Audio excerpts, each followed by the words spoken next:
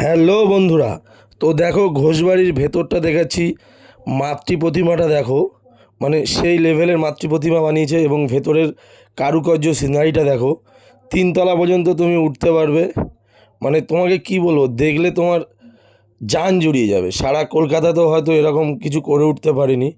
শুধু ঘোষবাড়ি প্রচার পায়নি বলে আজকে সেই নাম করতে পারিনি। আমার মতে ঘোষবাড়ি যা করেছে সারা কলকাতাও তা করতে পারবে না। তো এবারে সেরা মানে সেরা মানে সেই সেরা।